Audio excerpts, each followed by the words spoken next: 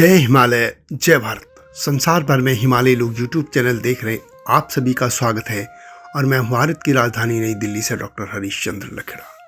संपूर्ण संसार में अधिकतर लोग सरनेम अवश्य लगाते हैं। भारत में सरनेम एक जाति का बोध भी कराता है, एक कुल की जानकारी भी देता है। परंतु आपको यह जानकर आश्चर्य होगा कि भारत में सबसे ज्यादा प्रचलन वाला सरनेम देवी है। इसे महिलाएं प्रयोग करती हैं। एक ऐसा सरनेम जिसका इस्तेमाल किसी भी जाति के लोग कर सकते हैं। मुख्य तौर पर यह सरनेम शादी के बाद प्रयोग किया जाता है।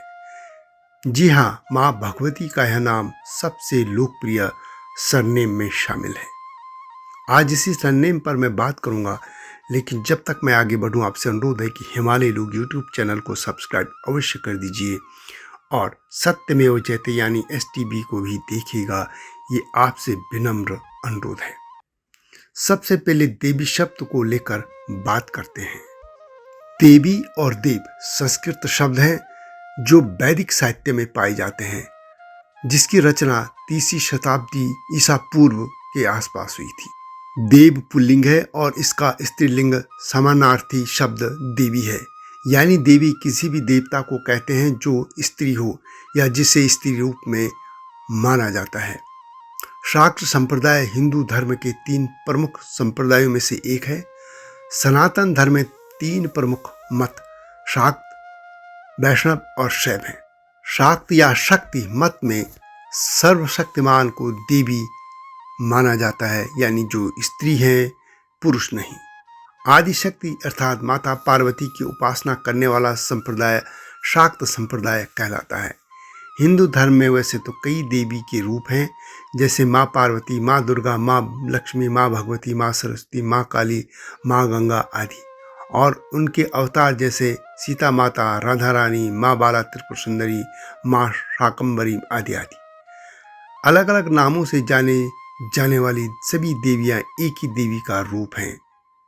वेदों में देवी शब्द का पर्यायवाची माँ भगवती है और इसी देवी शब्द को इस्तेमाल करती हैं भारत की अधिकतर नारियां।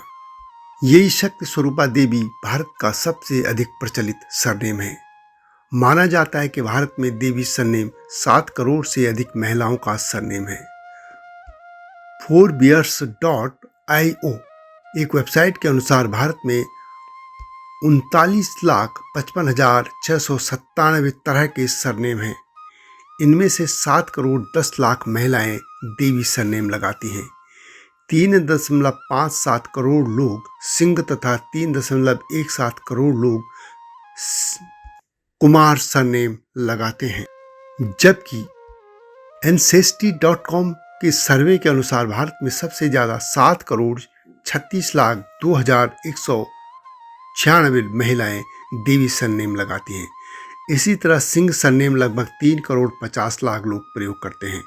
कुमार सरनेम 3 करोड़ 10 लाख लोग लिखते हैं। समाज में सरनेम लगाने का रिवाज कब और किसने शुरू किया, यह बता पाना संभव नहीं है। अधिकतर सरनेम मनुष्य के कुल की जानकारी देते हैं। सरनेम को लास्ट नेम और फैमिली नेम भी कहा जाता है। चीनी लेखक ली जिंगयू की पुस्तक द 100 फैमिली सरनेम के अनुसार सरनेम लिखने का प्रचलन चीन से शुरू हुआ था। लगभग 4000 साल पहले चीन के राजा फूसी ने जनगणना के लिए लोगों के नाम के पीछे सरनेम लगवाना शुरू किया था। चीन में जब सरनेम का प्रचलन शुरू हुआ तब लोग अपने पिता का उपनाम लगाने लगे। वहीं अरब देशों में लड़कों के नाम के पीछे इवन लगने लगा, यानी सन ऑफ। प्रत्येक लड़के के नाम के पीछे पिता के नाम के अलावा अल भी लगने लगा। अल का मतलब होता है द। अंग्रेजी में यह शब्द सम्मान के लिए लगाया जाता है।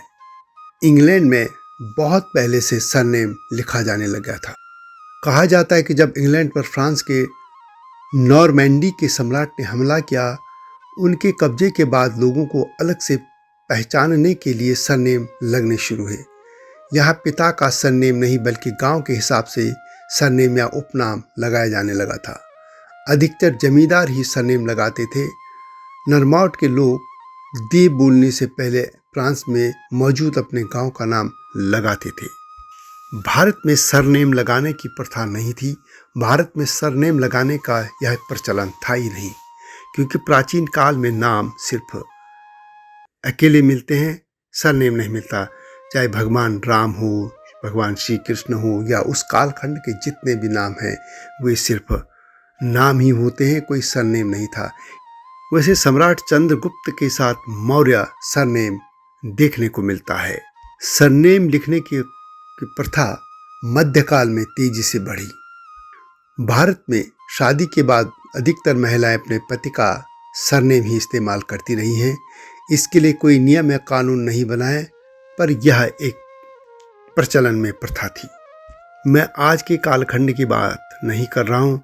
आज तो महिलाएं अपने पति का नाम लिखने लग गई हैं सरनेम के तौर पर, लेकिन मैं भारतीय परंपरा की बात कर रहा हूँ जिसमें पति के सरनेम को ही महिलाएं लिखती रही हैं।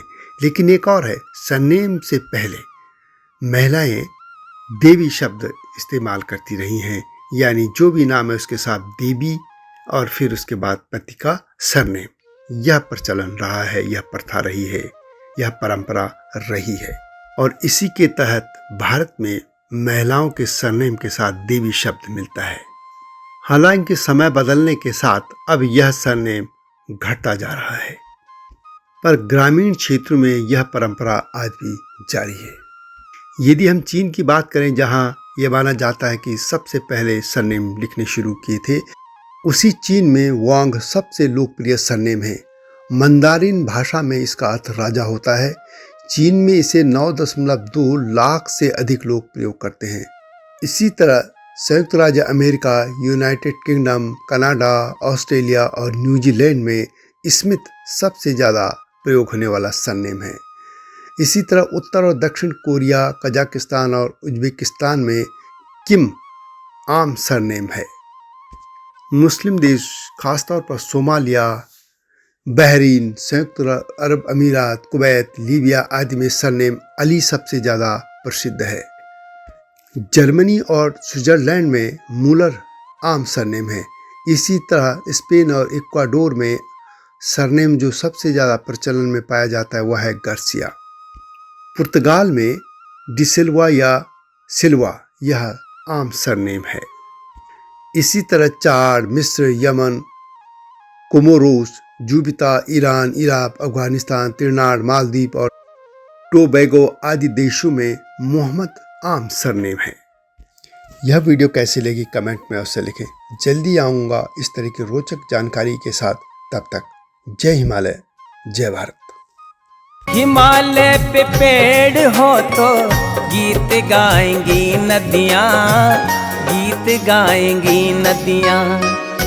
पेड़ों पे चिड़िया है तो गीत गाएंगी नदियाँ, पेड़ों पे चिड़िया है तो गीत गाएंगी नदियाँ।